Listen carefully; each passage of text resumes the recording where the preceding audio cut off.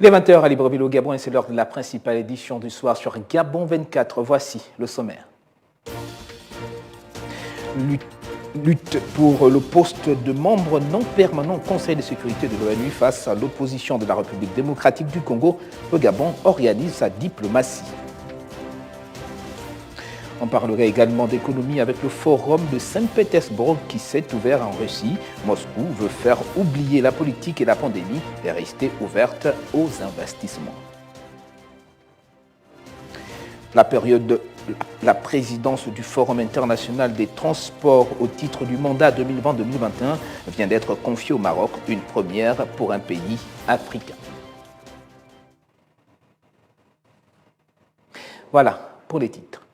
Intense activité au cabinet du président de la République ce jeudi à Libreville. On en parle en ouverture de ce journal. Ali Bongo Ndimba a reçu le ministre en charge de l'emploi et de la fonction publique, Madeleine Baird, à qui est venu remettre au chef de l'État le rapport définitif du recensement biométrique des agents de l'État. Le point de la communication présidentielle. Ici, au cabinet du président de la République, le ministre en charge de la fonction publique est venu remettre en main propre le rapport définitif du recensement biométrique des agents de l'État. Nous avons donc pu recenser 98 500 personnes qui ont procédé à la phase de recensement. Nous avons obtenu un écart entre ceux qui se sont recensés et ceux qui sont payés par la SOL de 2500 agents. Et ces 2500 agents, nous sommes en train d'examiner leur situation dans le cadre des commissions que nous avons mises en place au niveau de la fonction publique, notamment la commission des litiges, la commission de redéploiement et la commission de renforcement des capacités. Donc c'est une opération qui nous a permis d'avoir une cartographie exacte des agents publics de l'État, en dehors de ceux qui sont en stage à l'étranger ou dans nos représentations diplomatiques. Nous avons donc cette cartographie qui va nous permettre de bâtir une véritable politique des ressources humaines pour le futur et dans la perspective de la performance et surtout de la maîtrise du recrutement au niveau de la fonction publique. L'opération de collecte a été menée entre 2019 et 2020. Elle s'inscrit dans le cadre de la réforme inédite de l'État initiée en 2018, dont l'une des mesures phares est la maîtrise des effectifs et de la masse salariale de la fonction publique. Restons au palais du bord de mer de Libreville, où le président de la République a également accordé un entretien à l'ambassadeur de la Fédération de Russie au Gabon, au menu coopération bilatérale et partenariat multiforme. Suivons. L'axe Moscou-Libreville se porte bien et se consolide. Nous avons discuté toute la gamme de nos relations bilatérales dans tous les domaines, y compris le commerce, l'industrie, et l'échange humanitaire et culturel aussi, c'est-à-dire toute la coopération bilatérale qui maintenant a vécu en étape très importante. L'entretien du palais présidentiel ce jour s'est donc focalisé sur la mise en place de stratégies d'appui au développement d'un partenariat multiforme encore plus approfondi entre la Fédération de Russie et le Gabon. Surtout dans le contexte de l'activité des sociétés et de l'État russe sur le continent africain, en se préparant à la deuxième édition du sommet Russie-Afrique. La participation du Gabon au 24e Forum économique de Saint-Pétersbourg, qui s'achève le 5 juin prochain, est l'occasion de raffermir le partenariat économique avec la Russie et les États associés à cette plateforme d'échange de premier plan pour les affaires. Nous avons de bonnes consultations sur les questions régionales et internationales de ce qui se passe ici sur le continent africain. Nous savons que le Gabon a été validé comme la candidature pour être élu au siège de membre non permanent au Conseil de sécurité.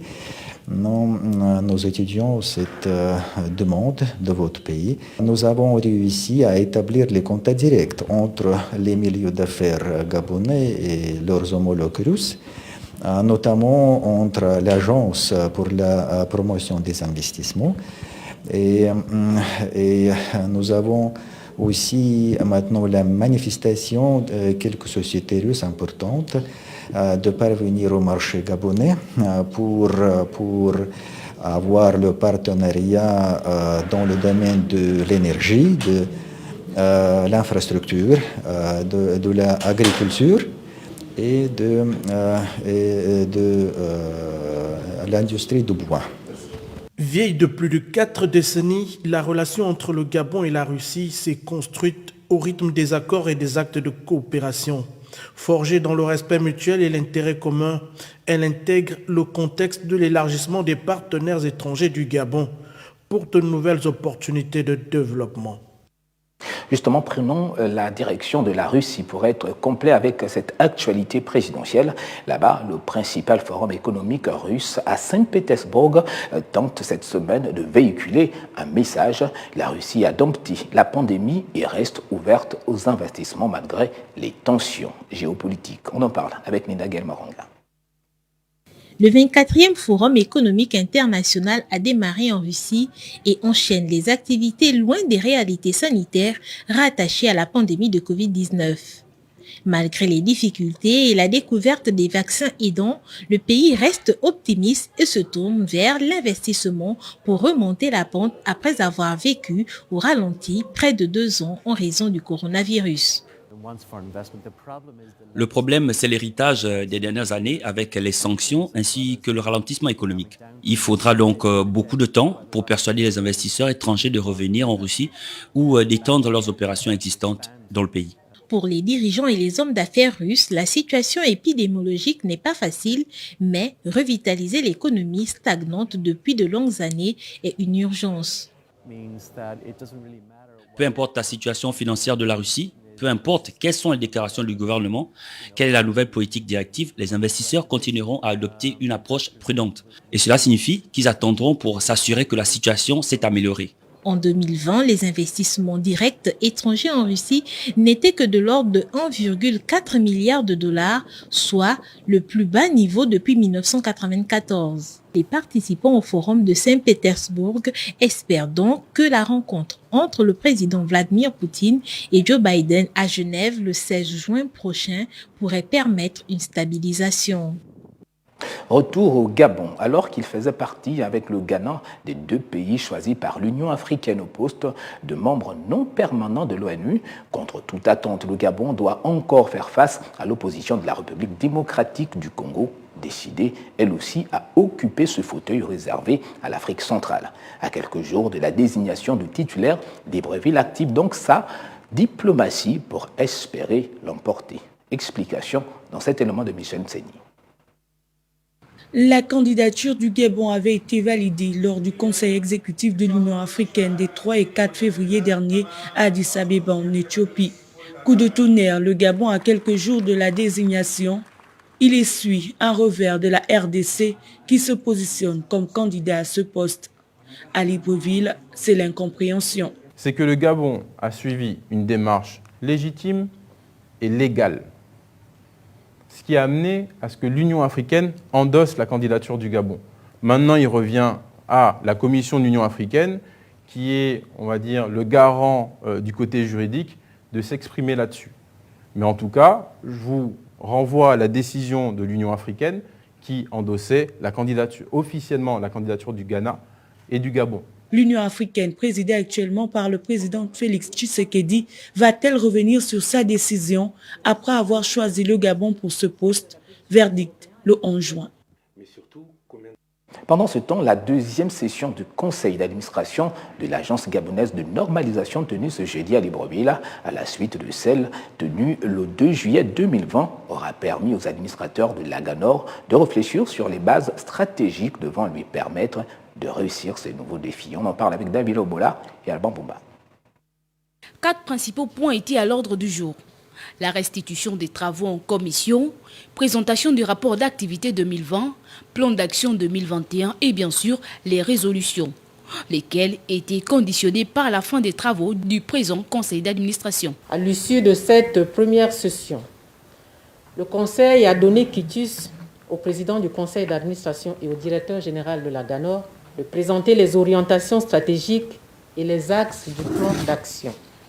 Et enfin, de préparer à l'attention du prochain conseil d'administration, donc celui que nous tenons ce jour, un rapport détaillé devant permettre l'adoption définitive des orientations stratégiques et du plan d'action. La GANOR entend également arrimer ses actions au plan d'accélération et de la transformation à travers des axes bien spécifiques. Ce deuxième conseil est venu constater ces résultats pour ensuite nous permettre de mieux faire, donc de jeter de nouvelles bases qui permettront de poursuivre la dynamique en ce qui concerne le déploiement de l'infrastructure qualité, l'amélioration des rapports avec les partenaires. Parlons des innovations apportées par rapport au différentiel entre l'année précédente et 2021.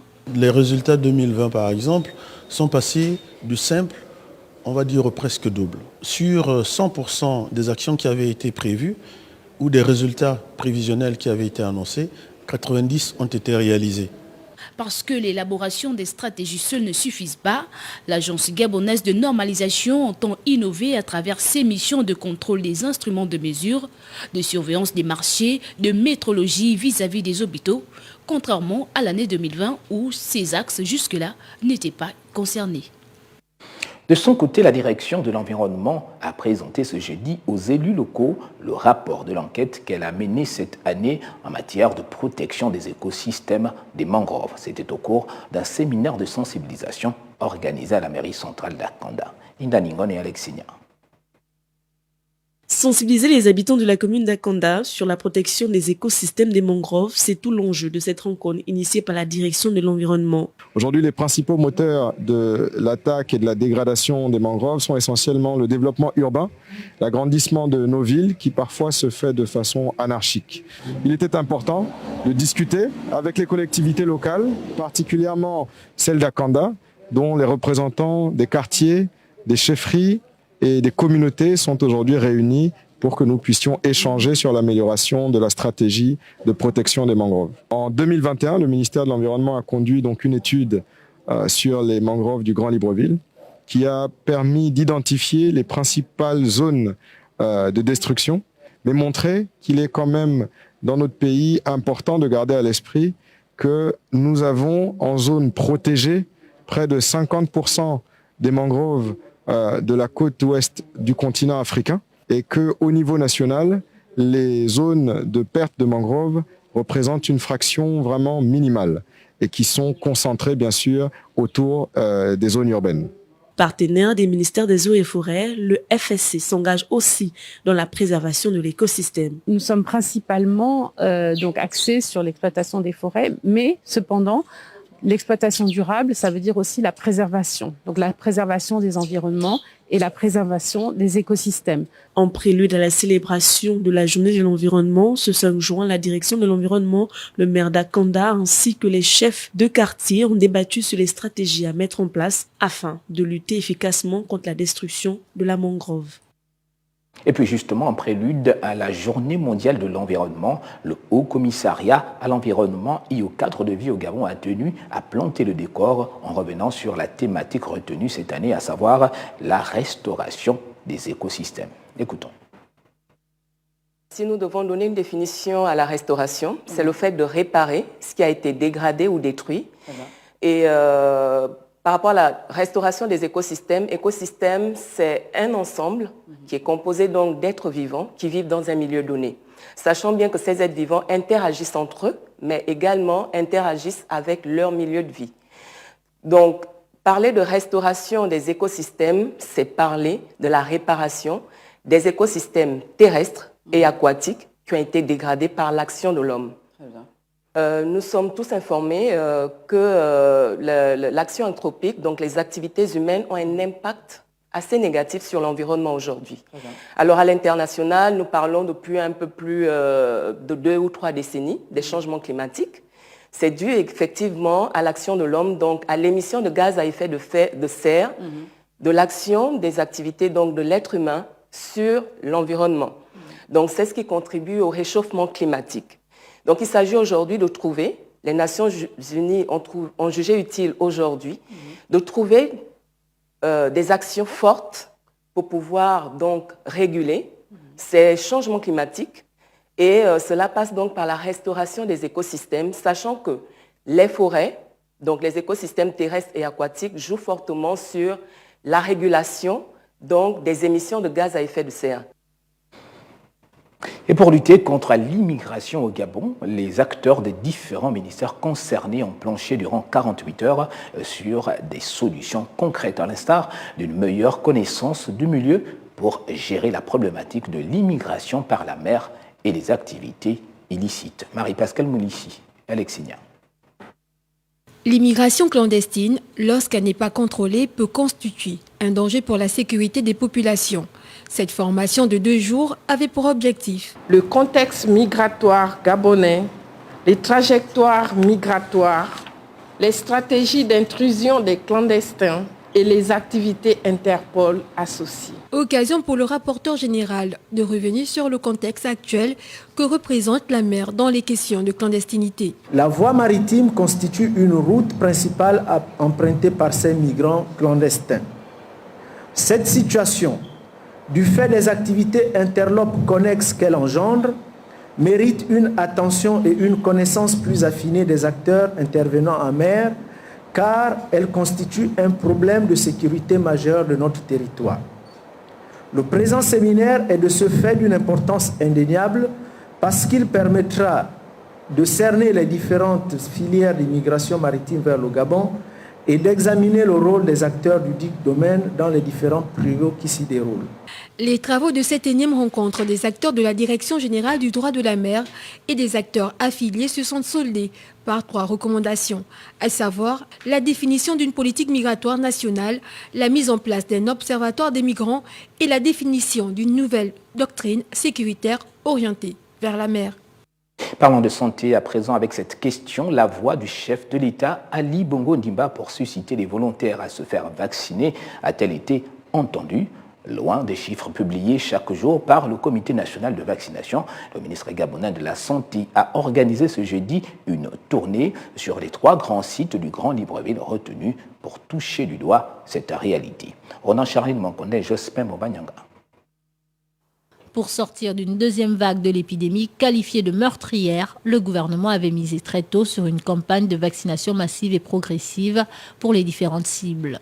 Au regard de l'engouement constaté derrière des chiffres, le docteur Patrick Obiandong a pris ce jeudi son bâton de pèlerin pour se saisir des réalités, notamment dans 3 sites de vaccination à Libreville. Et nous avons constaté que depuis la décision du chef de l'État, il y a un fort engouement dans les centres de vaccination. Donc nous sommes venus voir comment la vaccination se passe et nous sommes satisfaits aujourd'hui de l'organisation de cette vaccination au niveau de ces différents centres de vaccination. Et avec le Comité national de vaccination, au regard du fort engouement qu'il y a dans ces différentes structures, au niveau de la forte affluence qu'il y a dans ces différentes structures, nous envisageons ouvrir d'autres centres de vaccination pour que le plus grand nombre de personnes désireuses de se faire vacciner. Face au projet soutenu de carnet de vaccination truqué, le ministre gabonais de la Santé persiste et signe la tolérance zéro sera appliquée sur l'ensemble du territoire. Des personnes de mauvaise foi veulent monnayer l'obtention des cartes de vaccination et là, nous disons non. Ce sera tolérance zéro avec des sanctions sévères à l'endroit des personnels de santé qui voudront faire ce genre d'activité. Alors que la priorité a été donnée aux personnes les plus fragiles face au virus ou susceptibles de développer des formes graves de la maladie et aux soignants, la campagne s'étend progressivement à toute la population au Gabon. Et puisqu'on parle du coronavirus, la société Sinovac Biotech vient de faire état de sa capacité de production de vaccins contre la Covid-19 qui pourrait atteindre jusqu'à 7 millions de doses par jour, une augmentation de production qui pourrait permettre de renforcer la lutte contre le nouveau coronavirus. Sabrina Koudipen. Notre entreprise est équipée de 14 chaînes de production comme celle-ci. De plus, il y a 2 chaînes de pré-remplissage et de scellage. De cette manière, la capacité de production quotidienne peut atteindre 7 millions de doses. Les responsables du Sinovac Life Sciences, la société chinoise affiliée à Sinovac Biotech, viennent d'affirmer qu'une seule chaîne de production devrait permettre d'atteindre environ 470 000 doses par an de vaccins anti-Covid-19 pour une production de 10 millions à l'avenir. Et c'est justement de cette manière que la capacité de production quotidienne pourrait atteindre 7 millions de doses. Mais entre les lots, il y a des autorisations et des travaux préparatoires à effectuer avant la production du prochain lot. Il faut environ 18 à 19 heures pour produire un lot et il faut 24 heures avant de commencer le prochain lot. En ce qui concerne les chaînes de production qui tournent 24 heures sur 24, ces derniers font état d'une durée estimée à environ 18 et 19 heures pour produire un lot. De son côté, le Rwanda s'attelle à accroître son taux d'électrification en mettant en place plusieurs projets. Ces derniers bénéficient de l'appui de partenaires, dont la Banque africaine de développement qui vient d'allouer un financement supplémentaire au pays. Michel Nzeni. À cheval entre les chantiers de construction des infrastructures dans plusieurs secteurs, le Rwanda se positionne dans l'électrification de quelques-unes de ses zones rurales dans la région du Sud. Pour la réalisation de cette vision, le pays de Paul Kagame a à ses côtés la Banque africaine de développement qui a répondu favorablement à cette requête lors de son conseil d'administration. La BAD va ainsi décaisser la somme de 84,22 millions de dollars pour asseoir ce projet d'électrification qui à terme aura un impact sur près de 80 000 ménages ruraux. Ce montant comprend un prêt de 36,77 millions de dollars du Fonds africain de développement du groupe de la BAD et un don de 47,45 millions de dollars de la même institution. Elle inclut en outre la construction de 595 km de lignes de distribution à moyenne tension, alors que 1620 km de lignes de distribution basse tension sont également prévus.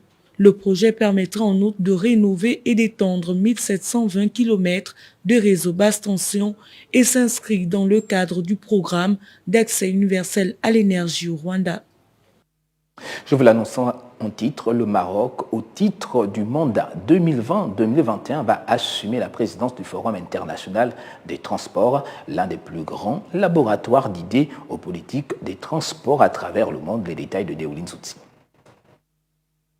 C'est une distinction qui fait du pays le tout premier du continent africain et même du monde arabe à prendre la tête de cette institution regroupant les ministres des transports de plusieurs pays du monde. Durant son mandat, le Maroc, qui a été choisi au cours du dernier sommet de l'organisation, qui s'est tenu du 17 au 28 mai dernier par visioconférence, aura pour mission de travailler à placer les questions d'intérêt pour l'Afrique dans le domaine des transports au cœur des décisions. Avec 63 pays membres actuellement, cette entité qui organise chaque année la plus grande rencontre mondiale de décideurs dans le domaine des transports affiche ses ambitions pour le continent africain en s'ouvrant de plus en plus à de nouveaux adhérents. Le Maroc ambitionne donc de sensibiliser les autres pays africains aux opportunités qui leur seront offertes en rejoignant le forum, lui permettant ainsi d'être plus inclusif vis-à-vis du continent africain afin d'améliorer ses moyens et ses systèmes de transport. Notons que le Forum international des transports est un lieu d'échange sur les sujets d'importance stratégique mondiale en rapport avec tous les modes de transport. Point final à ce journal, voici le rappel des titres. Nous l'avons vu, lutte pour le poste de membre non permanent au Conseil de sécurité de l'ONU face à l'opposition de la République démocratique du Congo. Le Gabon organise sa diplomatie. On a également parlé de diplomatie, d'économie dans ce journal avec le forum de Saint-Pétersbourg qui s'est ouvert en Russie. Moscou veut faire oublier la politique et la pandémie et reste ouverte aux investissements. La présidence du Forum international des transports au titre du mandat 2020-2021 vient d'être confiée au Maroc, une première pour un pays africain. Suivez le reste de l'actualité sur nos plateformes numériques et n'oublions pas de respecter les mesures barrières. La Covid-19 court toujours. Bonne suite de programme sur Gabon 24.